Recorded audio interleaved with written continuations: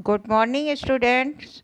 आज आपकी संस्कृत की क्लास है, तो चलिए हम लोग क्लास में आज एक्सरसाइज प्रश्न उत्तर अभ्यासकार ये करेंगे, क्योंकि हमने जो 3 क्लास पहले ले ली हैं उसमें आपको श्लोकों का उच्चारण कराना और उनका अनुवाद और अर्थ पढ़ाया और समझाया। तो ये चैप्टर आपका आज कंप्लीट हो जाएगा। तो इसके लिए हमको क्या करना है, आगे एक्सरसाइज और प्रश्न उत्तर करने हैं। तो आप अपनी कॉपी में इन प्रश्न उत्तर को और एक्सरसाइज है, जोड़ी मिलाना है, ये सब अपनी कॉपी में करना है आपको। और ध्यान से मैं समझा रही हूँ, समझते जाइए कैसे करना है और कॉपी में सही से लिखिएगा। जहाँ आपने अनुवाद वगैरह किया है वहीं इसको उसी के आगे के में कॉपी में लिख करके और रखिएगा। तो क्वेश्चन नंबर फर्स्ट देखिए स्क्रीन पे आप, यथा योग्यम श्लोकाश्नाम मेलयत। यथा योग्यम यानी जिसका जो योग्य है, यानी जिससे जो मिल रहा है उस श्लोक को उसके सामने लिखना है, जोड़ी मिलाना जिसको हम लोग बोलते हैं। तो जिसका जो श्लोक सही है उसके सामने उसका लिखना है सही करके।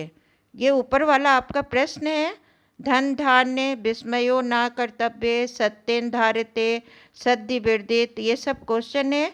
नीचे देखिए ये आंसर दिया है, जिसका जो राइट है उसके सामने लिखना है। तो कॉपी में आप ऊपर वाला नहीं लिखेंगे, सीधे आप डायरेक्ट आंसर लिख देंगे, क्योंकि आपको कॉपी में ऐसे सही करके ही लिखना है, 2 बार मत आप करिएगा। तो क्वेश्चन नंबर 1 डाल के आपको धन्य धान प्रयोगेशु और विद्या संग्रहेषु च, ऐसे सामने सामने आप लिखते जाएंगे और क्वेश्चन 1, 2 डाल करके और करेंगे। तो क्वेश्चन नंबर 2 है, आपको ये जोड़ी मिलाना हो गया। अब क्वेश्चन नंबर 3 देखिए, एक पदेन उत्तरत, एक पद में उत्तर देना है आपको। एक पद का मतलब एक शब्द में। पृथिव्याम कति रत्नानि, पृथ्वी पर कितनी रत्न हैं। अब देखिए इसका आंसर आपको नीचे लिखा हुआ है, ये देखिए नीचे आंसर त्रीणि। तो आप पहले प्रश्न डालेंगे, पृथिव्याम कति रत्नानि, पहले प्रश्न लिखेंगे कॉपी में, फिर उत्तर डाल करके त्रीणि लिखेंगे। इसी तरह फिर खा का करेंगे, मूढ़े कुत्र रत्न संज्ञा विधीयते, और इसका आंसर कि मूर्ख लोग रत्न की संज्ञा किसको देते हैं। तो आप इसका आंसर लिखेंगे पाषाण खंडेषु, यानी पत्थर के टुकड़ों को।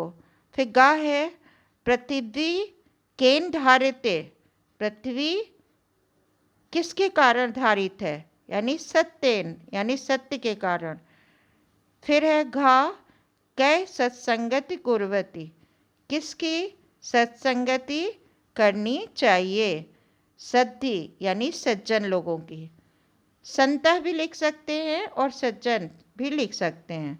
अब देखिए क्वेश्चन नंबर अंगः, लोके वसी के कृति कहा। लोके मैंने संसार, संसार किस तरह से वश में किया जा सकता है, यानी क्षमा, क्षमा रूपी तलवार से हम संसार को वश में कर लेते हैं। तो ये हमारा क्वेश्चन नंबर 3 कंप्लीट हो जाएगा। तो आपको पहले प्रश्न लिखना है, फिर एक शब्द का आंसर लिखना है। ये आपका क्वेश्चन नंबर 3 हो गया। क्वेश्चन नंबर 4, जो रेखांकित पदानि अधिकृता प्रश्न निर्माणम कुर्वन्त। जैसे आपको इंग्लिश में आप लोग सिंपल सेंटेंस को इंट्रोगेटिव और निगेटिव में बनाते हैं, उसी तरह संस्कृत में भी ये सिंपल सेंटेंस है, इनको आपको इंट्रोगेटिव यानी प्रश्नवाचक बनाना है। कैसे, ये जो आपको अंडरलाइन दिया गया है शब्द में, इसकी जगह प्रश्न वाले शब्द लिखने हैं। तो लिखा है, पहला है सत्येन वाति वायु, तो सत्येन की जगह हम लिख देंगे केन, केन वाति वायु और इसके बाद प्रश्न निर्माण लगा देंगे। तो इसके लिए आपको क्वेश्चन नंबर 4 तो डालना है, लेकिन आपको ये का खा गा घा ये अंडरलाइन वाला पहले लिखेंगे, लेकिन उसके बाद उसको उत्तर नहीं लिखेंगे, सिर्फ डैश लगा करके केन वाति वायु लिख देंगे। कैसे? पहले का लिखेंगे, फिर लिखेंगे सत्येन वाति वायु, पहले आपने प्रश्न उतार लिया, सत्येन के नीचे अंडरलाइन कर दिया, फिर दूसरे लाइन में आपको लिखना है केन वाति वायु, लेकिन उसको उत्तर नहीं लिखेंगे, आप ऐसी डैश लगा के लिख देंगे, क्योंकि ये प्रश्न निर्माण है, प्रश्न उत्तर नहीं है। ठीक है?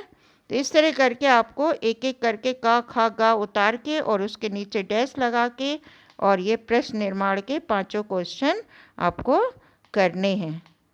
ठीक है? कॉपी में। फिर हम आगे बढ़ते हैं। क्वेश्चन नंबर 5, प्रश्न नाम उत्तराणी लिखत, प्रश्नों के उत्तर लिखिए। अब ये थोड़े से वो था, एक पद में लिखना था, एक एक शब्द के आंसर थे, ये थोड़े से आपके एक एक लाइन 1.5 लाइन के होंगे। तो इसमें प्रश्नों के उत्तर हैं कुत्र विस्मया न कर्तव्य, किस चीज़ में हमें संशय नहीं करना चाहिए, दान तपस्या शौर्य च विज्ञान। तो इसका आंसर ये नीचे लिखा हुआ है का वाला, दाने तपस्वी। तो पहले आप प्रश्न लिखेंगे कुत्र विस्मया न कर्तव्य, फिर उत्तर डाल के आप लिखेंगे दाने तपसि शौर्य च विज्ञाने विनये नये विस्मयः। तो ये आप लिखेंगे। फिर सेकंड है पृथिव्याम त्रीणि रत्नानि कानि, पृथ्वी पर 3 रत्न कौन से हैं? तो ये आप लिखेंगे पृथिव्या त्रीणि रत्नानि जल अन्नम सुभाषितम सन्ति। फिर है त्यक्त लज्जा कुत्रः सुखी भवति, मैंने कौन लोग सुखी होते हैं? जो कि आहारे व्यवहारे च सुखी भवति, आहार व्यवहार में यानी खाने में और व्यवहार करने में जो लोग लज्जा को त्याग देते हैं वो सुखी होते हैं। तो ये आपका हो गया क्वेश्चन नंबर 5।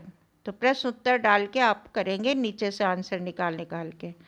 क्वेश्चन नंबर 6 है दिए हुए को लिंगा अनुसार लिखत। आपने पढ़े होंगे पुल्लिंग स्त्रीलिंग और नपुंसक लिंग 5th और 6th में, तो उसी ये आपका पीछे से ही आपका 5th 6th का ही क्वेश्चन है, ये बुक में कुछ ऐसा नहीं है। इनमें से शब्दों को छांटना है कि स्त्रीलिंग कौन से है, पुल्लिंग कौन से है और नपुंसक लिंग कौन से शब्द हैं। इनको कॉलम बने हुए, इनको छांट के लिखना है। देखिए इसका आंसर भी नीचे लिख दिया है। पुल्लिंग स्त्रीलिंग नपुंसक लिंग, पुल्लिंग है सत्येन सुखी और बही, स्त्रीलिंग है वसुंधरा और सत्यसंगति, और नपुंसक लिंग है रत्नानि और अन्नम। तो ये आपका क्वेश्चन नंबर 6 हो गया। क्वेश्चन नंबर 7, क्वेश्चन नंबर 7 देखिए, ये धातु है, कुछ पद दिए गए हैं और पूछा है इसमें कि इनके धातु क्या होते हैं। धातु माने उसका जो मेन मुख्य क्रिया का शब्द होता है उसको हम धातु कहते हैं। तो देखिए कर्तव्यम क्री धातु से कर्तव्य बना है, पश्य दृश्य से, इसका भी आंसर नीचे है। कर्तव्य के सामने आप क्री लिख देंगे, क्री धातु, पश्य के सामने दृश्य धातु, भवेत के सामने भू धातु और स्थिता के सामने स्था धातु। ये आपका कंप्लीट हो गया एक्सरसाइज। और समझ के ऐसे ही आपको लिखना है। नीचे पूरे आंसर दिए हुए हैं, आपको आंसर्स लिखने हैं कॉपी में और तैयार करना है।